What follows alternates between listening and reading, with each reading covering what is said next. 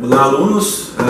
Continuando então a última aula onde o professor Jair Guilherme apresentou para vocês um pouquinho sobre superaquecimento. Nós vamos hoje falar sobre subresfriamento, né? Então o subresfriamento ele é dado pela... primeiro eu queria falar para vocês é que ele é um grau, não é uma temperatura, é um grau de subresfriamento, assim como o superaquecimento também não é uma temperatura, é um grau de superaquecimento, quer dizer, é o quanto ele se distancia de um certo valor. No caso do subresfriamento, nós obtemos o subresfriamento de um sistema subtraindo a temperatura de condensação, que é aquela temperatura que nós obtemos através da pressão de evaporação do fluido refrigerante no condensador, convertendo então essa pressão de condensação na temperatura de condensação. Diminuímos então a temperatura de saída do condensador, que é medida por um termômetro posicionado na saída do condensador, e nós temos o grau de subresfriamento. O que é o grau de subresfriamento no diagrama pH? Então vocês observem que aqui na saída do compressor nós temos uma temperatura que é a temperatura de descarga. Nesse ponto aqui nós temos o fluido no estado de vapor superaquecido.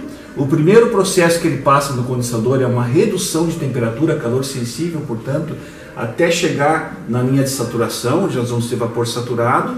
E aí o processo se desenvolve a pressão constante e temperatura constante, até que, ao percorrer essa linha aqui, nós vamos tendo cada vez menos vapor, cada vez mais líquido, até chegarmos aqui na linha de líquido saturado, onde eu tenho somente líquido na temperatura de condensação.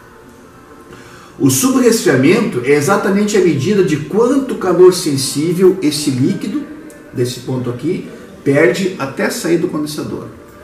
Então, assim, para que serve o subresfriamento? O subresfriamento ele serve para garantir que nós não tenhamos bolhas de vapor na entrada do dispositivo de expansão. Esse é a importância do grau de subresfriamento. Qual o valor indicado para sistemas de refrigeração? Ele precisa ser da ordem de 2 a 4 graus, não maior do que isso. A gente tem que tomar cuidado com isso aí, porque é um equívoco pensar que subresfriamento da ordem de 10, 15, 20 graus é bom para o sistema. Não é. Na verdade, nós estamos perdendo o condensador. Na verdade, quando a gente tem um subresfriamento dessa ordem, muito provavelmente nós estamos trabalhando com sistemas operados com válvula de expansão e nós estamos tentando atingir um valor de superaquecimento no evaporador, quando na verdade por alguma razão não conseguimos atingir esse valor de superaquecimento, nós aumentamos a carga de fluido do sistema e isso transforma numa pressão de condensação mais alta. Então, em termos de energia, significa que você subir um pouco mais alto aqui e está gastando energia toda.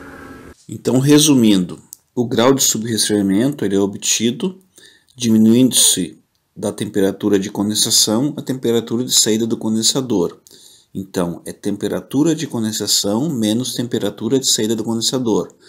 Temperatura de condensação obtida pelo manômetro, na conversão da pressão de saturação de alta, e a temperatura de saída do condensador medida com o termômetro.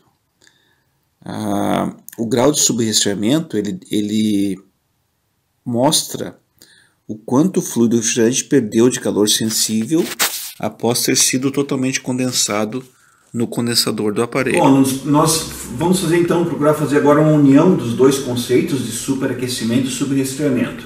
Então, em sistemas operados por válvula de expansão, é importante nós trabalharmos com o conceito de superaquecimento útil e superaquecimento total. Tem uma diferençazinha quando a gente trabalha lá com split, que tem tubo capilar ou dispositivo piston, e na verdade nós medimos só o superaquecimento total, a gente não mede o superaquecimento útil, né? Quando nós operamos por válvula de expansão, a gente tem que lembrar que a válvula de expansão, o que ela faz? Qual é a principal função da válvula de expansão? Controlar o superaquecimento do evaporador. Isso quer dizer que ela vai sempre tentar manter o superaquecimento do evaporador num valor pré-ajustado, desejado, dependendo do tipo de sistema de refrigeração que você tem, alta, média ou baixa temperatura, congelados, congelamento, resfriamento, resfriados, né? Então cada um tem seu valor. E o superaquecimento total é aquele que a gente mede na entrada do compressor. Então todos os dois são temperatura C do evaporador, de alguma forma, menos temperatura de evaporação, medida no termômetro, medida no pela conversão da pressão de saturação numa... No superaquecimento útil, a leitura da temperatura com o termômetro deve ser feita o mais próximo possível do local onde está posicionado o bulbo da válvula de expansão termostática. Externa, né? Na saída do evaporador, próximo ao ponto de tomada de pressão. E no superaquecimento total, uma linha de sucção próxima ao compressor, um pouquinho, uns 10, 15 centímetros do compressor, para não ter o efeito da temperatura de carcaça do compressor na medição do superaquecimento. Para que serve cada um deles? Superaquecimento útil serve para verificar a eficiência do teu evaporador, né? Se ele está inundado, se ele está cheinho de líquido, né? Então trocando calor latente. Superaquecimento total serve para proteger o compressor. Por que nós falamos dos dois? Quando você tem uma válvula de expansão e você quer, por exemplo, abaixar o valor do superaquecimento total, não adianta você colocar mais gases de fluido refrigerante no sistema, porque a válvula de expansão vai segurar. Então, o que nós falamos agora há pouco sobre o subresfriamento, quando você tentar abaixar o superaquecimento total pela adição de fluido refrigerante, o que você vai conseguir, na verdade, é um aumento do subresfriamento, porque a válvula está segurando aqui.